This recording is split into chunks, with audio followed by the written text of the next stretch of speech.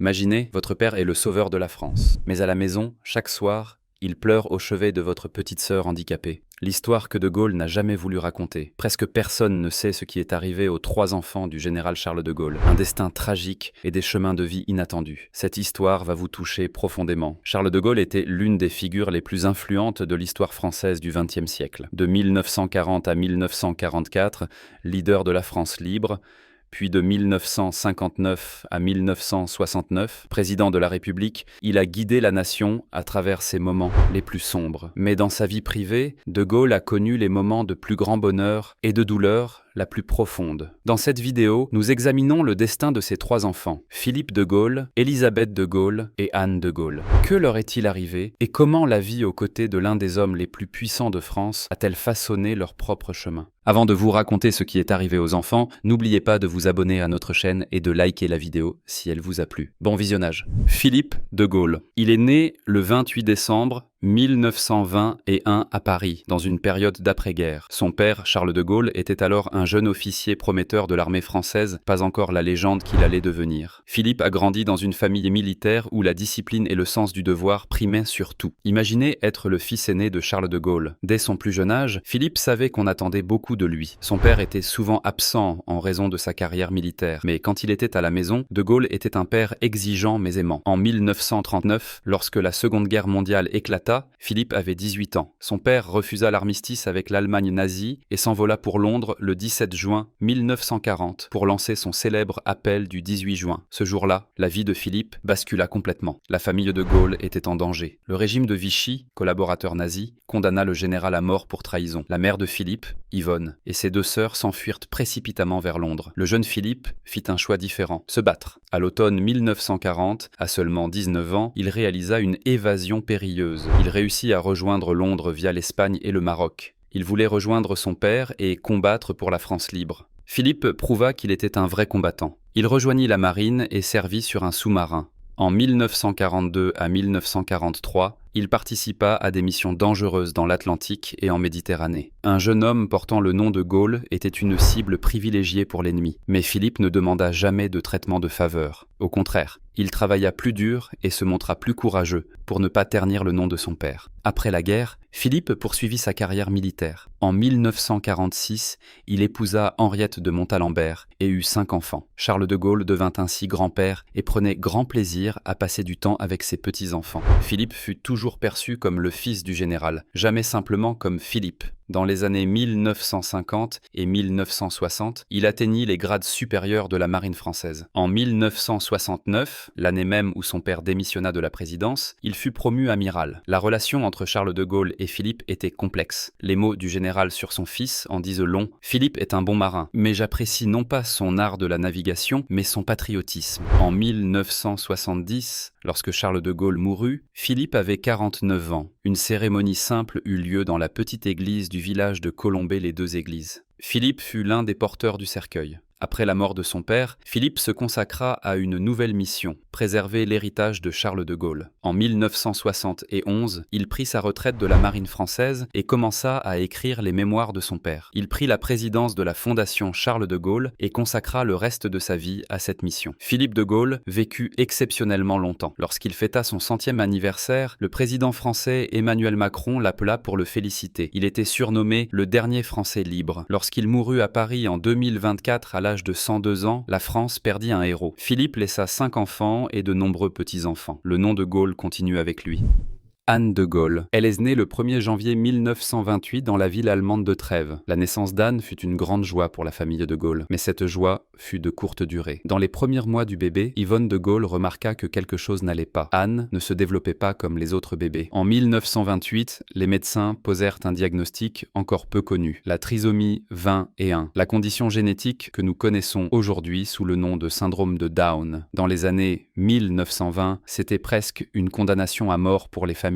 La plupart des familles envoyaient ces enfants dans des institutions, les cachets de la société. Mais Charles et Yvonne de Gaulle choisirent une voie différente. Ils ne cachèrent jamais Anne, ne l'éloignèrent jamais. Imaginez, dans la France des années 1930, avoir un enfant handicapé était une grande stigmatisation. Mais Charles de Gaulle s'en moquait. Il porta fièrement sa fille Anne à ses côtés. Yvonne de Gaulle était une véritable mère héroïque. Elle s'occupa de tous les besoins d'Anne. Anne réussit à prononcer quelques mots. Papa, maman, Philippe, Elisabeth. Pour sa famille, c'étaient les plus beaux mots. En 1940, avec la chute de la France, l'horreur commença. Yvonne dut fuir la France avec les enfants. Mais fuir avec une fille handicapée de 12 ans était extrêmement difficile. Anne avait peur des endroits bondés, elle criait de panique face au bruit fort. Le voyage se transforma en cauchemar. Finalement, fin juin 1940, la famille arriva à Londres. À Londres, il y avait des bombardements constants. Les sirènes de raids aériens terrifiaient Anne. Mais Anne n'était pas seulement un fardeau. Au contraire, elle devint l'âme de la famille. Pendant que Charles de Gaulle passait des jours au bureau à essayer de changer le destin du monde, quand il rentrait chez lui, c'était Anne qui le rendait le plus heureux. Une fois, le général avait passé une journée difficile. Il rentra fatigué et démoralisé. Anne l'accueillit à la porte. Elle avait fait un simple dessin. « Pour papa », dit-elle. À ce moment-là, Charles de Gaulle ne put retenir ses larmes. Anne était une fille très affectueuse. Aller à l'église était ce qu'Anne préférait. Charles de Gaulle prenait soin d'emmener sa fille à l'église chaque dimanche.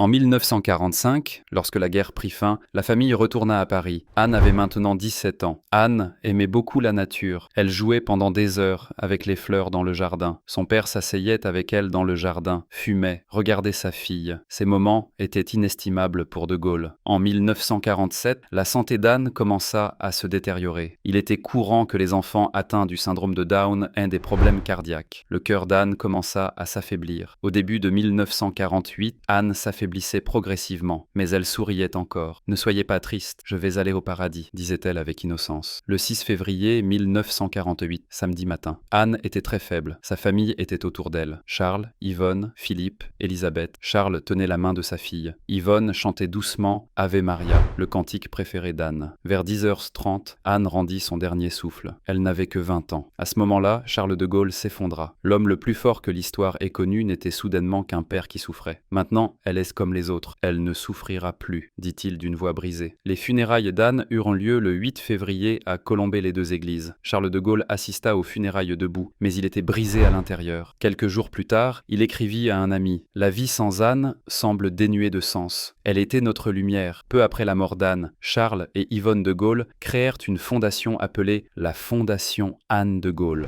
Le but de cette fondation, aider les personnes handicapées. « Anne nous a beaucoup appris, » dit Charles. Le pouvoir de l'amour, de la patience et de l'acceptation. La Fondation est toujours active aujourd'hui. Elle gère des centres de soins pour enfants et adultes handicapés en France. Lorsque Charles de Gaulle mourut en 1970, il formula une demande très claire dans son testament. Il voulait être enterré aux côtés d'Anne. Aujourd'hui, dans le cimetière de Colombey-les-Deux-Églises, 3 tombes sont côte à côte. Anne de Gaulle, Charles de Gaulle, Yvonne de Gaulle. La pierre tombale d'Anne est très simple. Anne de Gaulle, 1928 à 1948, notre petite croix. Chaque année, des milliers de personnes visitent ces tombes.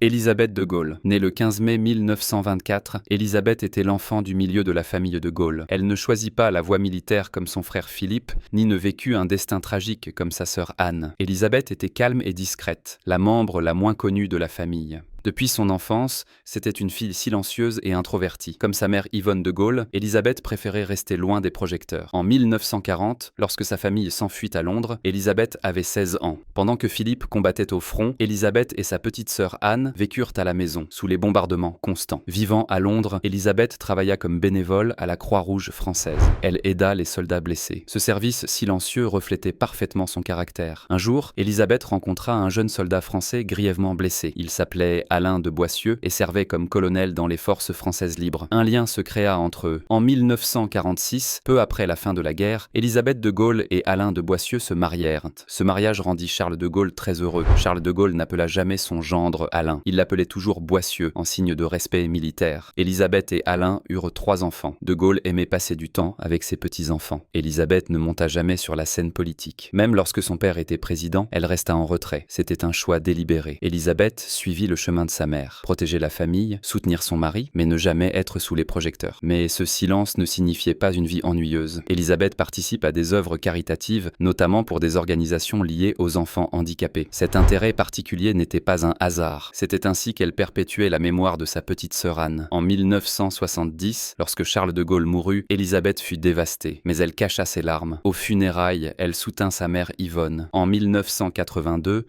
son mari Alain eut une crise cardiaque. Elisabeth prit soin de lui. Avec le dévouement d'une infirmière, elle s'occupa de son mari pendant des jours, des semaines. Finalement, Alain se rétablit et vécut jusqu'en 2006. Après la mort d'Alain, Élisabeth se referma complètement. Élisabeth de Gaulle mourut le 5 avril 2013 à Paris, à l'âge de 88 ans. Sa mort ne fit pas les gros titres dans les médias. Elle avait vécu silencieusement. Elle mourut silencieusement. Une vie discrète, mais significative. Elle fut enterrée à Colombey-les-Deux-Églises, aux côtés de ses parents. Sur sa pierre tombale figure simplement Élisabeth de Boissieu, née de Gaulle, 1924 to 2013. Les 3 enfants de Charles de Gaulle ont vécu 3 destins différents. Philippe a suivi les traces de son père et est devenu un héros militaire. Élisabeth a mené une vie silencieuse mais significative. Et Anne, avec une vie courte mais profondément impactante, a enseigné à sa famille et au monde la forme la plus pure de l'amour.